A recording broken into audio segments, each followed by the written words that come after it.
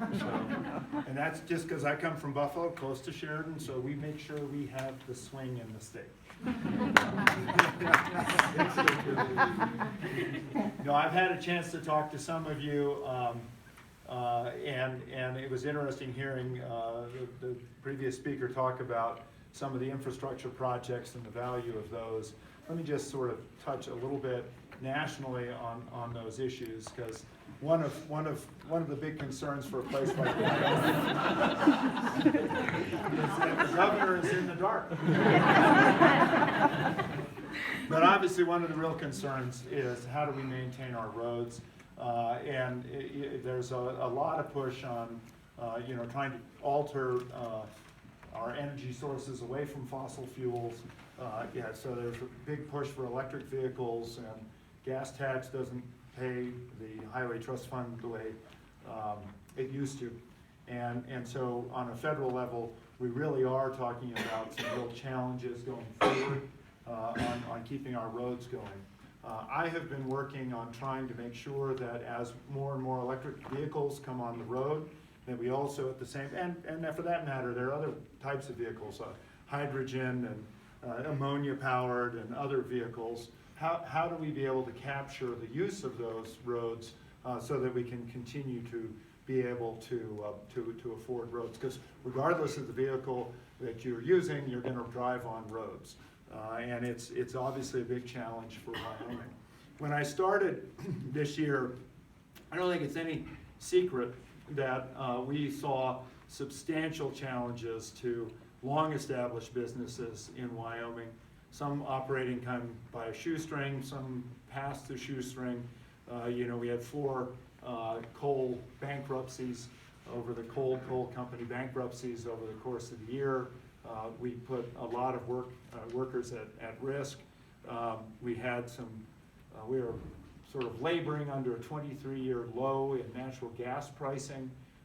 We have seen, luckily, a certain upsurge in oil, but generally speaking, a lot of the major revenue sources that we've had have been incredibly challenged.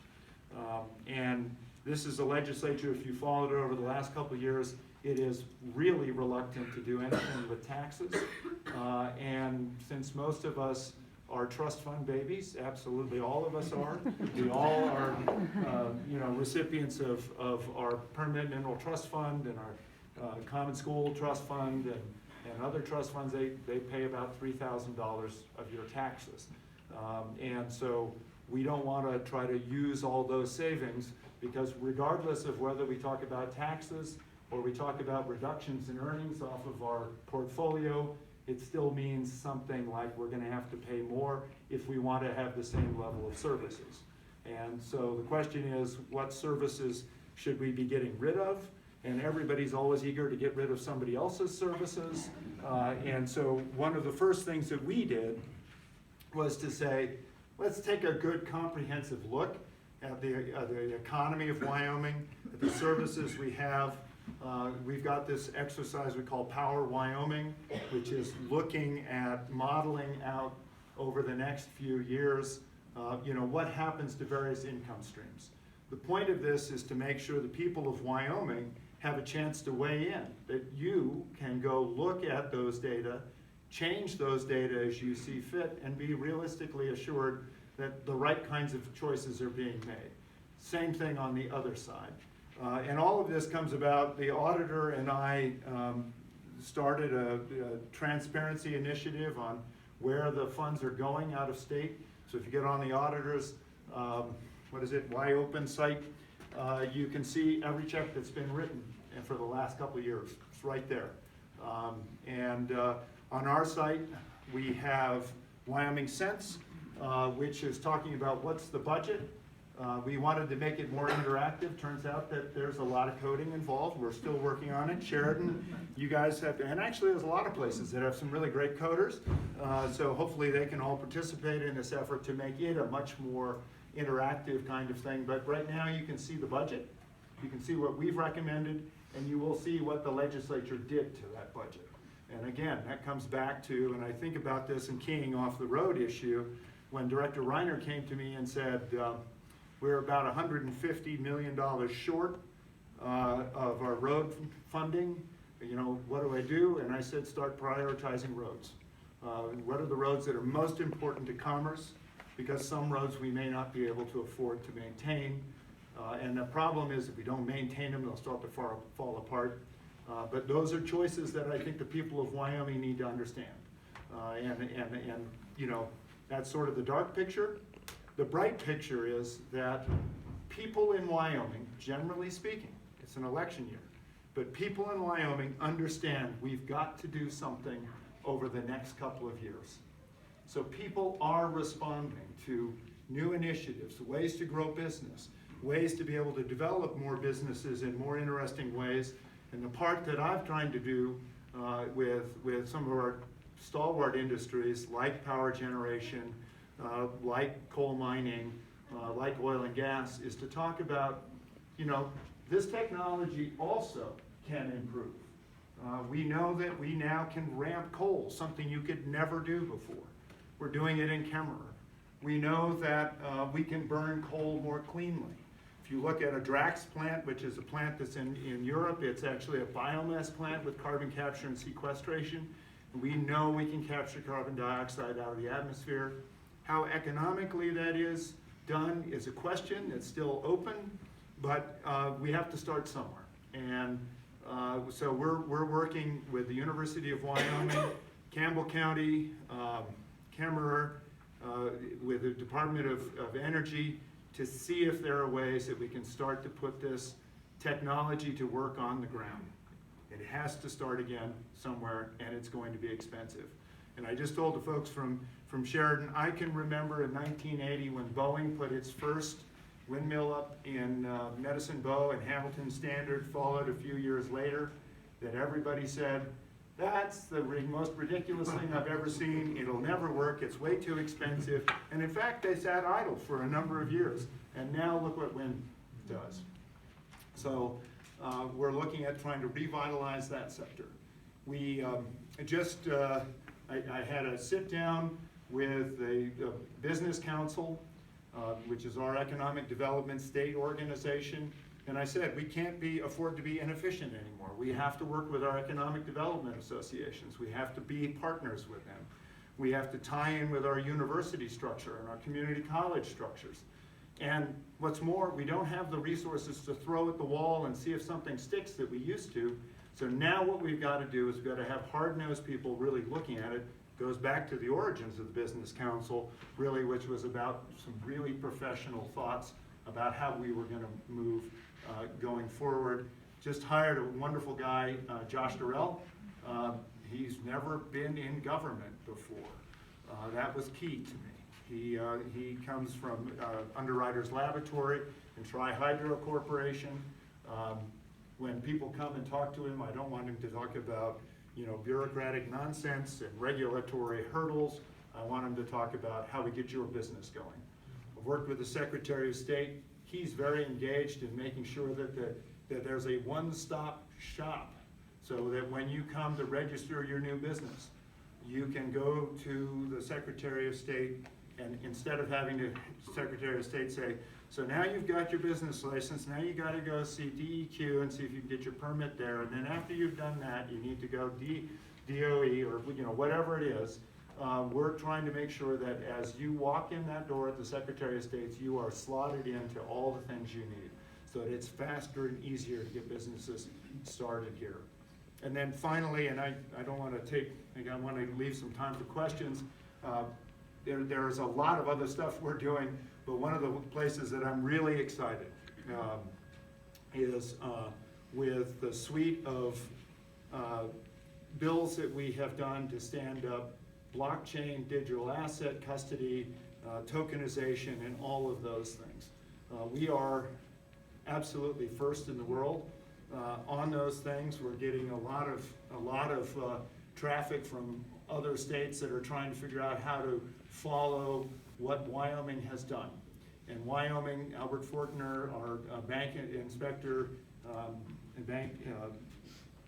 head of banking, has done a phenomenal job of putting a body of work together that has been tested by the Kansas City Fed and they're really looking at what Wyoming has done. This is the place where great stuff is going to happen, and it was really fun a week ago, 2 weeks ago, God, time flies, 2 weeks ago, when I was asked to go down to Denver to a conference, a hackathon.